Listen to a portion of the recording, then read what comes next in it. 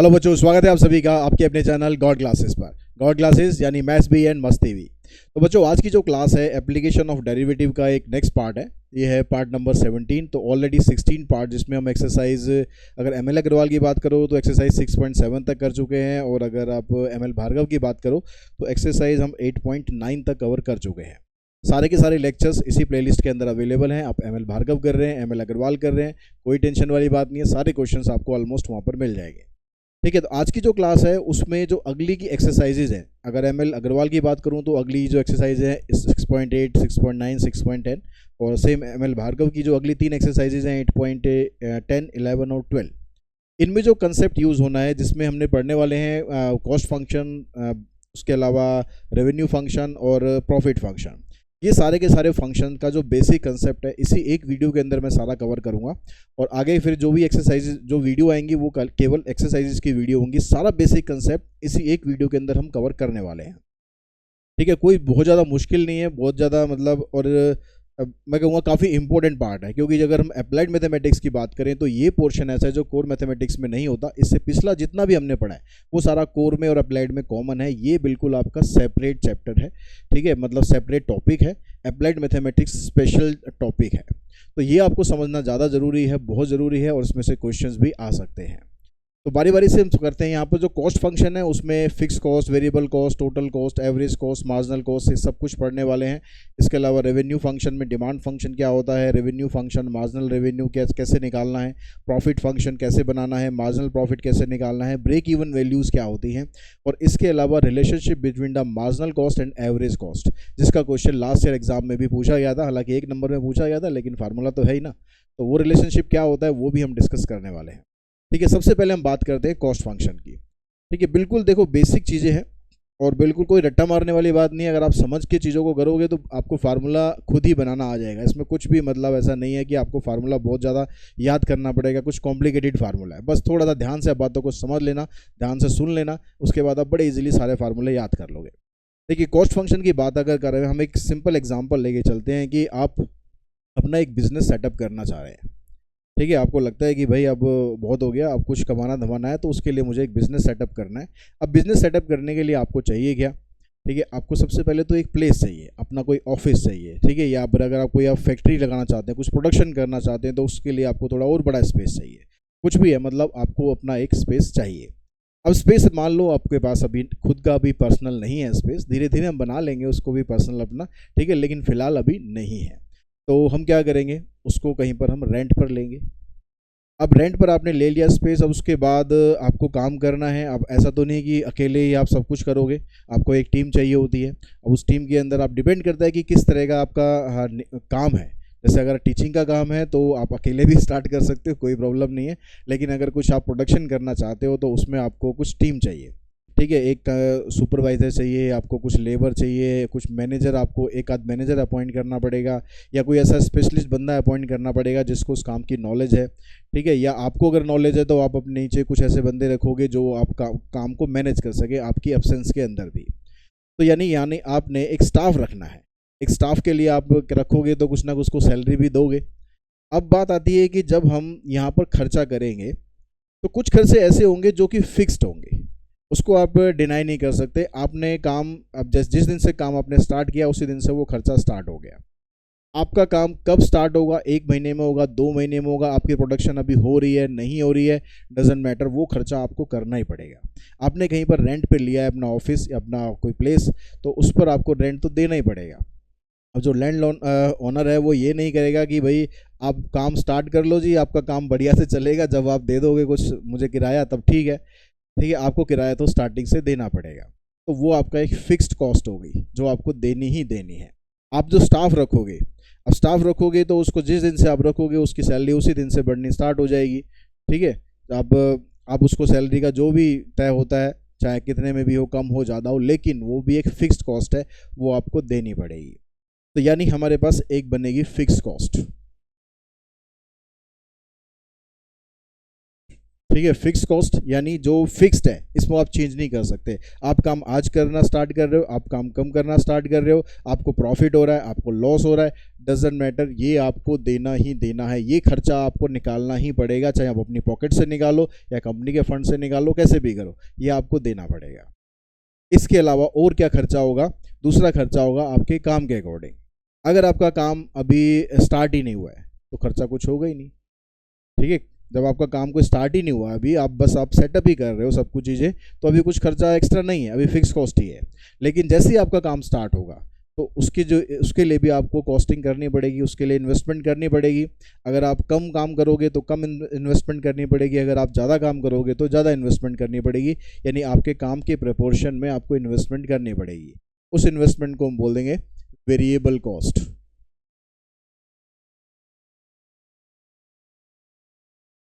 यानी ये variable cost change होगी आपके काम के अकॉर्डिंग। काम कम है, कम लगेगी, काम ज़्यादा है, ज़्यादा लगेगी। ठीक है, उसी के हिसाब से इसमें चेंजेस होंगे।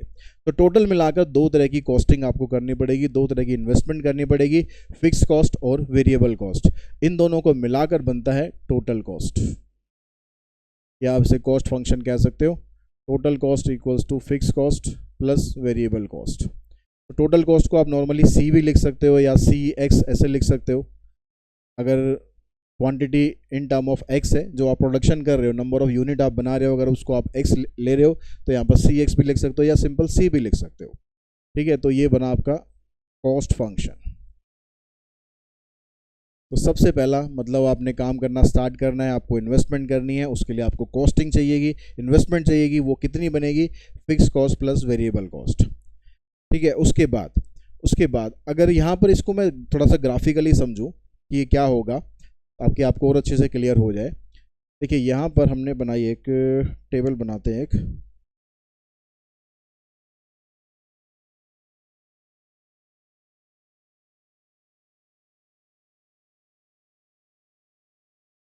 यहाँ पर है हमारे पास फिक्स कॉस्ट, यहाँ पर है वेरिएबल कॉस्ट और यहाँ पर है टोटल कॉस्ट। आपने मान लो फर्स्ट मंथ आपने काम किया, आपने जो प्लेस लिया हुआ है और जो आपकी स्टाफ है उसकी सारा खर्चा वर्चा मिला मिलोगे लगभग मान लेते हैं 50,000 का ये खर्चा आपको करना है। अभी आपका काम स्टार्ट हुआ नहीं है, ठीक है, तो वेरिएबल कॉस्ट आपकी कुछ नहीं है, तो टोटल कॉस्ट बन गई आपकी 50,000। अगले महीने जो फिक्स कॉस्ट है वो तो यही रहेगी। ठीक है, रेंट चेंज नहीं होगा। ठीक है, जब तक आपका जो एग्रीमेंट रहेगा तब तक रेंट चेंज नहीं होगा, स्टाफ की सैलरी चेंज नहीं होगी। स्टाफ आप बढ़ाओगे वो एक अलग बात है, लेकिन अभी हम ये मान के चल रहे हैं स्टाफ सेम है और रेंट सेम है। तो वेरिएबल कॉस्ट आपकी मान लो अब हो गई 10,000, आपकी वेरिएबल कॉस्ट हो गई। तो टोटल मिलाकर कितनी कॉस्टिंग हुई आपकी? 60,000। नेक्स्ट मंथ फिर क्या हुआ? फिक्स कॉस्ट तो आपकी यही रहेगी, आपने प्रोडक्शन थोड़ा और बढ़ा दिया, 20,000 कॉस्ट आ गई इसकी, यानी ये बन गया 70,000।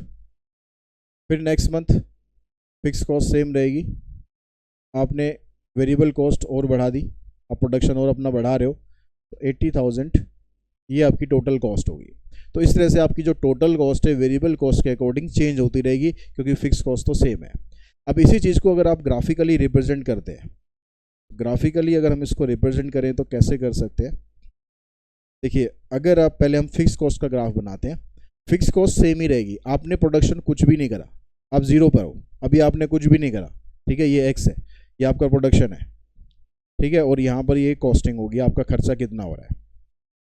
तो यहाँ पर आपने कुछ भी काम नहीं करा, लेकिन फिक्स कॉस्ट तो आपको देनी पड़ेगी 50,000। तो सपोज यहाँ पर 50,000 है। अब आपने अपनी प्रोडक्शन बढ़ाई, अगले महीने आपने अपनी प्रोडक्शन बढ़ाई, लेकिन फिक्स कॉस्ट में क्या चेंज हुआ? फिक्स कॉस्ट में तो कोई चेंज नहीं हुआ। तो यानी यहाँ पर अगर आप आते हो अगले महीने, आपकी फिक्स कॉस्ट में कोई चेंज नहीं हुआ। फिर अगले महीने जाते हो, फिक्स कॉस्ट में कोई चेंज नहीं हुआ। फिर अगले महीने जाते हो, फिक्स कॉस्ट में कोई चेंज नहीं हुआ।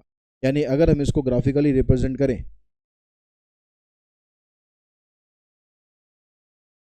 तो फिक्स कॉस्ट की जो लाइन है वो ऐसे आ जाएगी। ठीक है, ये बन गया फिक्स कॉस्ट। अब जो वेरिएबल कॉस्ट होगा, जब x जीरो है, मतलब आपने कुछ भी काम नहीं करा, तो वेरिएबल कॉस्ट भी जीरो है, मतलब यहीं पर ही रहेगा। जब आपने यहाँ पर, जब नेक्स्ट मंथ में आप आए तो वेरिएबल कॉस्ट होगी 10,000, तो वेरिएबल कॉस्ट सपोज यहाँ पर हम ले लेते हैं 10,000। फिर अगले महीने गए 20,000, फिर अगले महीने गए 30,000, इस तरह से मतलब वेरिएबल कॉस्ट आपकी बढ़ती जाएगी। तो वेरिएबल कॉस्ट को अगर हम लाइन से ड्रॉ करेंगे तो इस तरह से वेरिएबल कॉस्ट की लाइन आ जाएगी।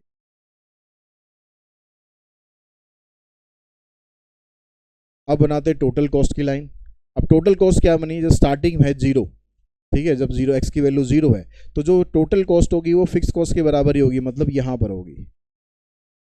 अगली बार क्या होगा, 50,000 प्लस 10 मतलब 60,000, तो 10,000 तो ये है, 50,000 और इसमें आप ऐड करोगे तो यहाँ पर आ जाएगा।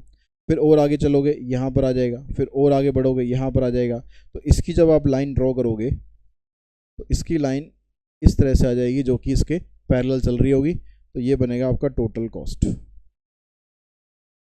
तो अगर आप ग्राफिकली रिप्रेजेंट करने को बोलते हैं आपको कि fix cost, variable cost, total cost को ग्राफिकली रिप्रेजेंट करो, तो इस तरह से आप उसको रिप्रेजेंट कर सकते हो।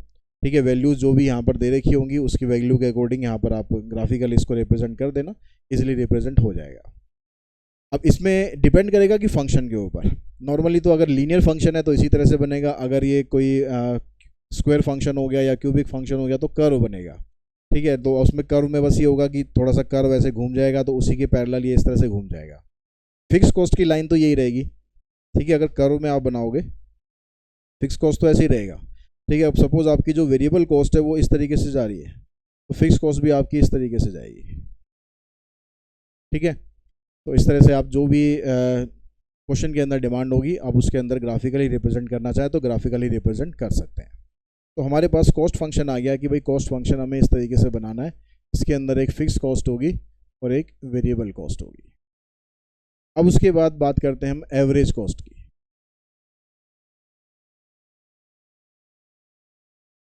अब आप जितना इन्वेस्टमेंट करना चाहते हो या जितना इन्वेस्टमेंट आपने किया आप चाहते हो कि उसकी एक एवरेज निकाल ली जाएगी, भाई कितनी कॉस्टिंग करें, कभी कम लग रहा है, कभी पैसा कभी ज़्यादा लग रहा है। ठीक है, क्योंकि वेरिएबल कॉस्ट तो कम ज़्यादा होती रहेगी ना, तो आप एक एवरेज कॉस्ट निकालना चाहते हो कि एवरेज कॉस्ट आपकी कितनी बनी। तो जैसे नॉर्मली हम एवरेज निकालते हैं कि जो टोटल नंबर ऑफ डाटा होता है उसको नंबर ऑफ ऑब्जर्वेशन से डिवाइड कर देते हैं।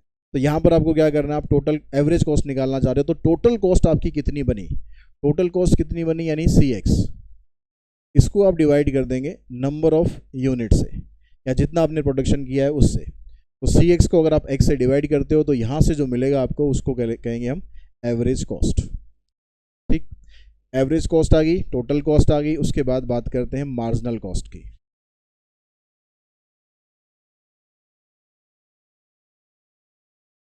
मार्जिनल कॉस्ट का मतलब हो गया, ठीक है, बिल्कुल सिंपल अगर शब्दों में बात करें, मार्जिनल कॉस्ट का मतलब हो गया कि अप्रोक्सीमेट कॉस्ट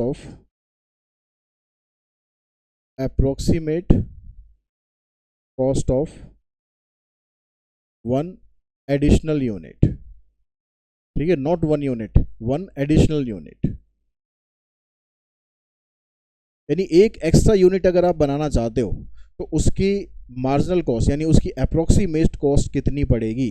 अगर आप सपोज आपने 100 यूनिट का प्रोडक्शन कर लिया है, आप चाहते हो कि आप 101 यूनिट का प्रोडक्शन जानना चाहते हो, उसकी अप्रोक्सीमेट कॉस्ट आपको कितनी पड़ने वाली है, तो उसके लिए हम निकालेंगे मार्जिनल कॉस्ट फंक्शन। अब मार्जिनल कॉस्ट निकालते कैसे, मार्जिनल कॉस्ट को निकालने के लिए आपको जो कॉस्ट फंक्शन आएगा इसका डेरिवेटिव करना है। ठीक है, derivative of cost function CX, simple C लिख देते हैं। ठीक है, derivative of cost function that is called marginal cost. तो ये सारे इस तरह के 3-4 फंक्शन आपके कॉस्ट वाले जो टॉपिक है उसमें से आपसे पूछे जाएंगे। अब यहाँ पर आगे बढ़ने से पहले हम रिलेशनशिप भी एक बार डिफाइन कर लेते हैं कि relationship between the average cost and marginal cost, जिसका क्वेश्चन इस साल एग्जाम में भी पूछा गया था। रिलेशनशिप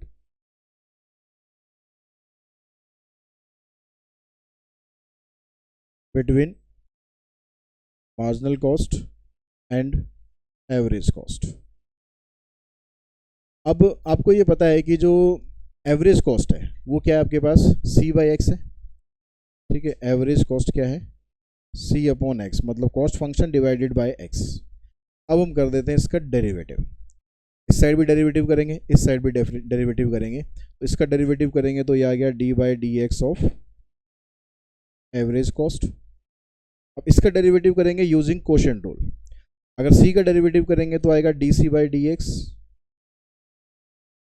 इनटू में denominator as it is minus का sign, C as it is, और एक्स का डेरिवेटिव करेंगे तो आ गया 1 डिवाइडेड बाय एक्स स्क्वायर। अब ये वाली टर्म और ये वाली टर्म दोनों को सेपरेट कर लो। अब इन दोनों को सेपरेट अगर करते हैं हम तो क्या बना, ये हो गया X D C by D X divided by X square minus C by X square. इस एक्स से ये हो गया कैंसिल, तो आपके पास बन गया D by D X of average cost is equals to D C by D X और डिवाइडेड बाई एक्स, मतलब इसमें से मैं अगर एक्स कॉमन निकाल दूँ नीचे डिनोमिनेटर में से, तो ये बन गया D C by D X minus C by X. अब D C by D X का मतलब क्या है, डेरिवेटिव ऑफ कॉस्ट, और डेरिवेटिव ऑफ कॉस्ट फंक्शन क्या था, डेरिवेटिव ऑफ कॉस्ट फंक्शन क्या था, मार्जिनल कॉस्ट। और कॉस्ट फंक्शन को अगर आप एक्स से डिवाइड करते हो तो क्या निकलता है, एवरेज कॉस्ट। तो ये एक रिलेशनशिप बन गया हमारे पास कि अगर हम एवरेज कॉस्ट का डेरिवेटिव करते हैं तो marginal cost minus average cost के बराबर आता है, और 1 बाय एक्स यहाँ पर डिवीजन में होता है। अब यहाँ पर आप थोड़ा सा एक चेंज और कर सकते हो, मतलब एक और तरीके से एक्सप्रेस कर सकते हो। डेरिवेटिव ऑफ एवरेज कॉस्ट को हम लिखेंगे मार्जिनल एवरेज कॉस्ट। जब भी मार्जिनल वर्ड आएगा, मार्जिनल वर्ड का मतलब है कि आपको डेरिवेटिव करना है। अब किसका डेरिवेटिव करना है, जो उसके आगे लिखा हुआ है। जैसे यहाँ पर है मार्जिनल कॉस्ट, तो मार्जिनल कॉस्ट मतलब कॉस्ट का डेरिवेटिव करना है। अब यहाँ पर क्या हो रहा है, डेरिवेटिव किसका हो रहा है, एवरेज कॉस्ट का, मतलब हम क्या निकाल रहे हैं, मार्जिनल एवरेज कॉस्ट। तो marginal average cost is equals to 1/x MC minus AC। ये फार्मूला इस साल MCQ क्वेश्चंस में पूछा गया था कि ये रिलेशनशिप होता क्या है। ठीक है, तो बच्चों ने याद कर रखा है, अच्छी बात है। नहीं याद कर रखा तो मतलब आपको समझ में अगर आ गया, तो याद ना भी होगा तो आप निकाल सकते हो, और अगर याद है तो बहुत बढ़िया बात है कि प्रूफ पूछने के चांसेस बहुत कम है, लेकिन मैंने आपको प्रूफ के साथ समझाया ताकि कोई कन्फ्यूजन ना रहे कि ऐसा हुआ क्यों, ये फार्मूला कैसे बना, कहाँ से बना। तो आई थिंक आप सबको क्लियर हो गया होगा कि marginal average cost is equals to 1/x into में marginal cost minus average cost. तो ये सारे कॉस्ट फंक्शन वाले क्वेश्चंस हो गए। अब बात करते हैं हम, क्वेश्चन सारे हम नेक्स्ट वीडियोस के अंदर करेंगे, आज सिर्फ हम बेसिक बातें करने वाले हैं। रेवेन्यू फंक्शन,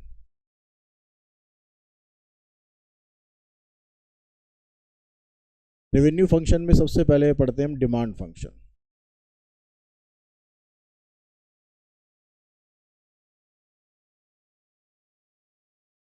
तो डिमांड फंक्शन मतलब सिंपल चीज़ है, relationship between number of unit and price of unit.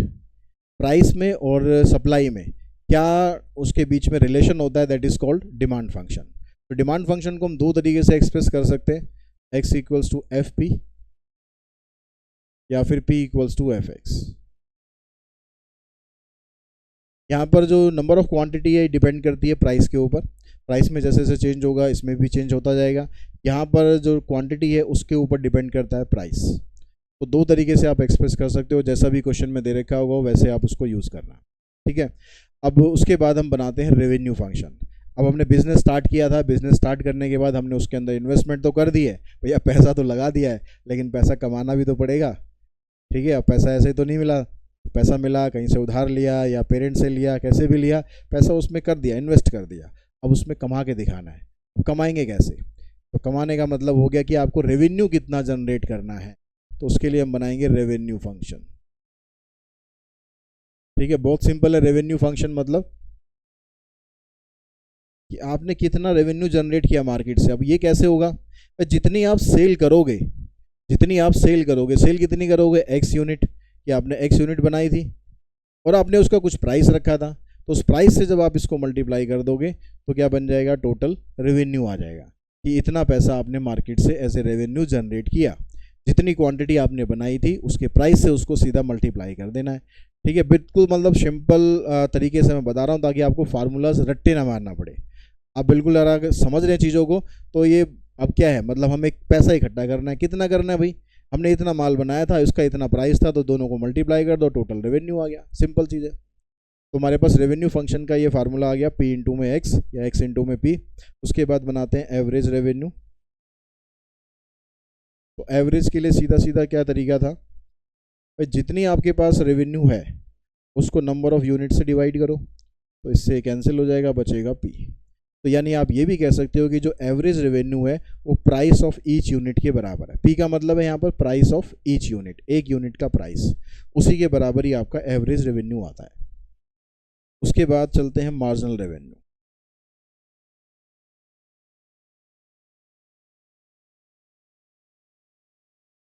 अब मार्जिनल रेवेन्यू, मार्जिनल वर्ड आ गया, तो मार्जिनल का मतलब डेरिवेटिव करना है, किसका, रेवेन्यू का।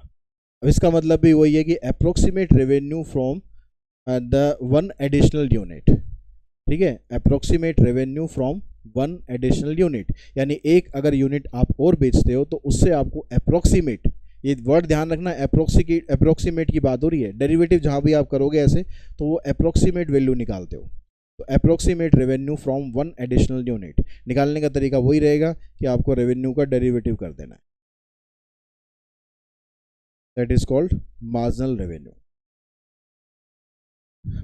अब उसके बाद आपने इन्वेस्टमेंट कर दी थी, आपने रेवेन्यू भी जनरेट कर लिया, इतना पैसा आपने कमा लिया, लेकिन एक्चुअली में कमाया कितना, मतलब प्रॉफिट कितना कमाया, क्योंकि जब तक प्रॉफिट नहीं होगा उस पैसे का कमाने का भी क्या फ़ायदा।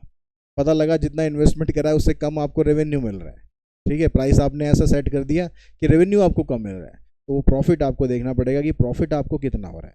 तो उसके लिए बनाएंगे प्रॉफिट फंक्शन।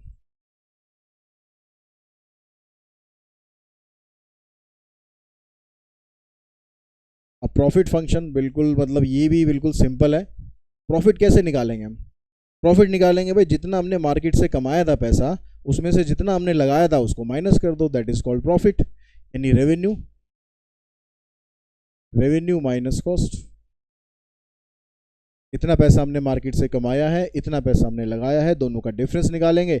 वो अगर प्लस में आ गया तो फायदा हो रहा है, माइनस में आ गया तो नुकसान हो रहा है, और नुकसान वाला काम नहीं करेंगे, प्रॉफिट वाला ही काम करेंगे, ठीक है। तो रेवेन्यू में से कॉस्ट को माइनस करो ताकि आपका पूरा प्रॉफिट आ जाए। अब यहाँ पर प्रॉफिट वाले क्वेश्चंस में आपसे पूछा जाएगा कई बार ब्रेक इवन वैल्यूज़। ये ब्रेक इवन वैल्यूज़ क्या होती है,